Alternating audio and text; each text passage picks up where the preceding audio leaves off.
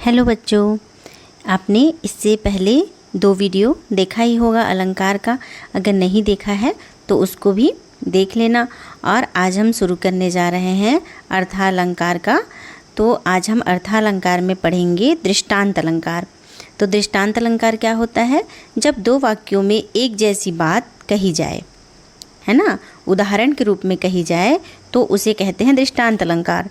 जैसे कि एक मयान में 2 तलवारें नहीं रह सकती, तो उसका मतलब है कि 2 व्यक्ति एक साथ नहीं रह सकते। एक मयान में 2 तलवारें नहीं रह सकती, वैसे ही 2 व्यक्ति एक साथ नहीं रह सकते।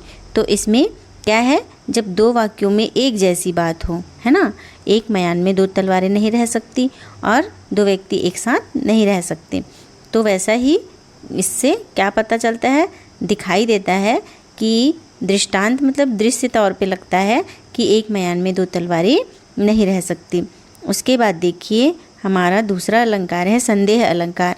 जब किसी वस्तु को देखकर यह समझ न आए कि वह क्या है, मतलब जब किसी वस्तु को देखकर यह समझ न आए कि वह क्या है, मतलब भ्रम पैदा हो, तो वह क्या होता है? संदेह अलंकार होता है। जैसे कि यह काया है या उसकी छाया, तो यहाँ पे भ्रम पैदा हो रहा है कि यहाँ शरीर है और शरीर है उसका या उसका छाया है, तो ये क्या होगा? संदेह अलंकार होगा। उसके बाद क्या होगा? अतिसंयोक्ति अलंकार। तो अतिसंयोक्ति अलंकार में क्या होता है? जब बात को बढ़ा चढ़ा कर कहा जाए। जैसे कि हनुमान की पूँछ में लगी आग से पूरी लंका जल गई, तो उसमें क्या है? हनुमान की पूँछ में लगन न पाई आग आगी, सगरी लंका जल गई, गए निशाचर भागी। मतलब हनुमान की जो पूँछ है उसमें आग लग भी नहीं पाई थी और पूरी लंका जल गई। तो यहाँ पे क्या किया गया है? बढ़ा चढ़ाकर वर्णन किया गया है, इसलिए यहाँ पे क्या अलंकार है? अतिसंयोक्ति अलंकार है। उसके बाद देखो उपमेयोपमा अलंकार, मतलब उपमेय में उपमा अलंकार। तो क्या है? जब उपमेय और उपमान दोनों एक दूसरे से तुलना करें, जब उपमेय और उपमान दोनों एक दूसरे से तुलना करें तो वहाँ पे क्या होता है? उपमेयो उपमा अलंकार होता है। तुम्हारा मुख चांद जैसा है और चांद तुम्हारे मुख जैसा है। तो इसमें दोनों अलंकार क्या हो रहा है? दोनों का एक दूसरे से तुलना हो रहा है। उसके बाद देखो प्रतीप अलंकार। प्रतीप अलंकार क्या है? जब तुलना उल्टी कर दी जाए। उदाहरण के लिए कमल आँख के समान है, जबकि हम क्या कहते हैं? आँख कमल के समान है ना, कमल नयन। तो आँख कमल के समान है, लेकिन यहाँ पे क्या गया है, क्या कहा गया है? कमल आँख के समान है, तो यहाँ पे उल्टा कंपैरिजन किया गया है। तो यहाँ पे क्या अलंकार है? प्रतीप अलंकार है।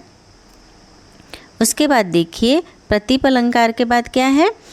अन्वय अलंकार। जब कहा जाए कि उसके समान कोई नहीं है, मतलब क्या है? भारत के समान भारत ही है, तो वहाँ पे क्या होगा? अन्वय अलंकार, अनन्वय अलंकार होगा। तो अनन्वय अलंकार का मतलब क्या है? कि जब उसके समान कोई नहीं हो, कोई अन्य नहीं हो। अनन्वय अलंकार से तो पता ही चल रहा है कि उसके जैसा कोई अन्य नहीं है, तो वहाँ पे क्या होगा? अनन्वय अलंकार होगा। उसके बाद देखिए, उसके बाद कौन सा अलंकार है? उसके बाद है भ्रांतिमान अलंकार। तो भ्रांतिमान अलंकार में क्या होगा? जब एक चीज़ को देखकर दूसरी चीज़ का भ्रम हो जाए, है ना, जब एक चीज़ को हम देखते हैं तो उसमें दूसरी चीज़ का भ्रम हो जाता है, तो वहाँ पे भ्रांतिमान अलंकार होता है। जैसे कि देखिए दूर से रस्सी को देखकर सांप समझ लेना क्या होता है? कभी कभी हमको भ्रम हो जाता है कि दूर से हम रस्सी देखते हैं और उसको सांप समझ लेते हैं, तो वो क्या, वहाँ पे क्या अलंकार होगा? वहाँ पे होगा भ्रांतिमान अलंकार। उसके बाद भ्रांतिमान अलंकार के बाद क्या है? भ्रांतिमान अलंकार के बाद है दीपक अलंकार। तो दीपक अलंकार में क्या होगा? जब एक ही गुण कई वस्तुओं में लागू होता है तो वहाँ पे क्या होता है? दीपक अलंकार होता है। चंद्रमा, कमल और चेहरा तीनों सुंदर हैं, तो यहाँ सुंदरता क्या है? तीनों में समान है। तीनों चीज़ों को दिखाया गया है कि वो सुंदर है। चंद्रमा, कमल और चेहरा तीनों सुंदर है, मतलब तीनों की सुंदरता क्या है? समान है। तो वहाँ पे क्या होता है? दीपक अलंकार होता है। उसके बाद क्या है? अपहृति अलंकार। तो अपहृति अलंकार में क्या होगा? जब सच को छिपाकर झूठ को प्रस्तुत किया जाए, है ना, वह मेरा भाई नहीं है, जबकि वो भाई है, लेकिन वहाँ पे क्या किया जाए, झूठ कहा जाए, सच को छिपा के झूठ कह दिया जाए, तो वहाँ पे क्या होता है, अभिति अलंकार होता है। उसके बाद क्या है, उसके बाद है व्यतिरेक अलंकार। तो व्यतिरेक अलंकार में जब तुलना में एक को अधिक श्रेष्ठ बताया जाए, क्या किया जाए, जब तुलना में एक को अधिक श्रेष्ठ बताया जाए तो वहाँ पे होता है व्यतिरेक अलंकार। तुम्हारा चेहरा चाँद से भी अधिक सुंदर है, तुम्हारा चेहरा चाँद से भी अधिक सुंदर है, तो वहाँ पे क्या होगा, व्यतिरेक अलंकार होता है। उसके बाद क्या है, विभावना अलंकार। तो जब बिना कारण के कार्य हो जाए, जैसे कि जहाँ पे कहा जाता है ना, वह बिना पैरों के भी चलता है, तो वहाँ पे क्या होता है, विभावना अलंकार है। जब कोई कार्य बिना कारण हुए हो जाता है तो वहाँ पे क्या होता है, विभावना अलंकार होता है। उसके बाद क्या है, उसके बाद है विशेषोक्ति अलंकार। विशेषोक्ति अलंकार में क्या है कि जब सब कारण होते हुए भी कार्य ना हो, है ना, क्या होता है, जब सब कारण होते हुए भी कार्य ना हो, वहाँ पे विशेषोक्ति अलंकार होता है। जैसे कि आँखों में पानी है फिर भी प्यास नहीं बुझती, ठीक है।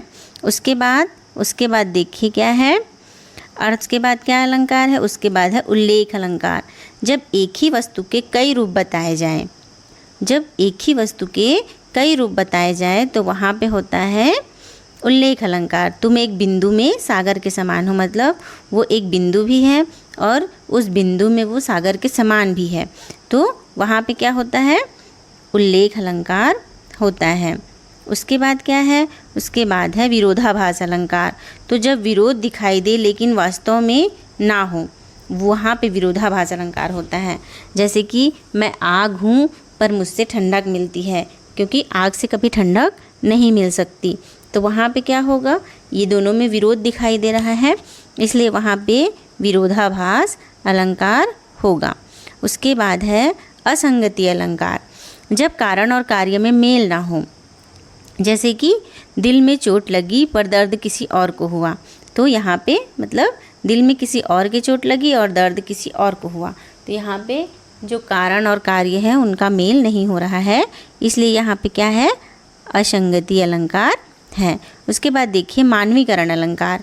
तो जब जड़ वस्तुओं को इंसान जैसा बताया जाए, मतलब जो जड़ वस्तु हैं, जो चल नहीं सकते, जो बढ़ नहीं सकते, उसको क्या बताया जाए, इंसान जैसा बताया जाए। जैसे कि सूरज मुस्कुरा रहा है, कभी सूरज मुस्कुरा नहीं सकता है ना, क्योंकि सूरज एक जड़ वस्तु है, तो वहाँ पे क्या बताया गया है, सूरज मुस्कुरा रहा है, तो यहाँ पे क्या होता है, मानवीकरण अलंकार होता है, जिसको हम किसी इंसानी मतलब कार्यों से जोड़ते हैं, तो वहाँ पे क्या होता है, मानवीकरण अलंकार होता है। अब देखिए अन्योक्ति अलंकार। तो जब किसी और के माध्यम से बात कही जाए तो वहाँ पे क्या होता है, अन्योक्ति अलंकार होता है। जब किसी और के माध्यम से बात कही जाती है तो वहाँ पे अन्योक्ति अलंकार होता है। जैसे कि फूलों के पास रहकर भी कांटे दुखी हैं, क्योंकि फूल तो हमेशा खुशी देते हैं, फूल हमेशा मुस्कुराना सिखाते हैं, लेकिन फूलों के पास रहकर भी जो हैं ये कांटे वो दुखी हैं।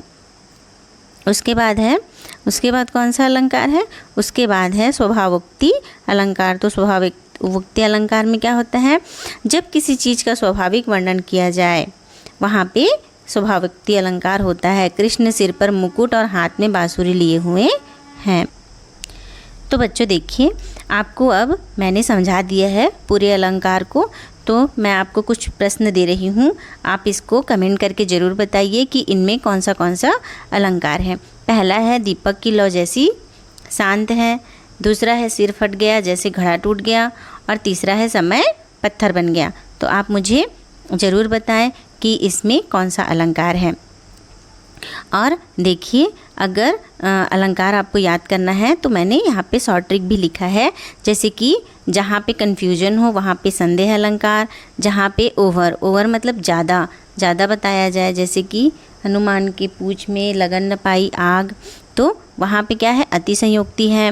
ह्यूमन नेचर को बताया है, वहाँ पे मानवीकरण अलंकार है, जैसे कि सूरज मुस्कुरा रहा है, और किसी का कोई कंपैरिजन नहीं है, है ना, कंपैरिजन नहीं है, वहाँ पे क्या अलंकार है, अनन्वय अलंकार है। तो आप इसको ज़रूर याद कर लें कि अनन्वय अलंकार का मतलब क्या है कि उसके समान कोई भी नहीं है। तो बच्चों आप इसको अच्छे से याद कर लें और ऐसे ही सरल आसान तरीके से हिंदी सीखने के लिए, सारी व्याकरण सीखने के लिए चैनल को सब्सक्राइब ज़रूर करें।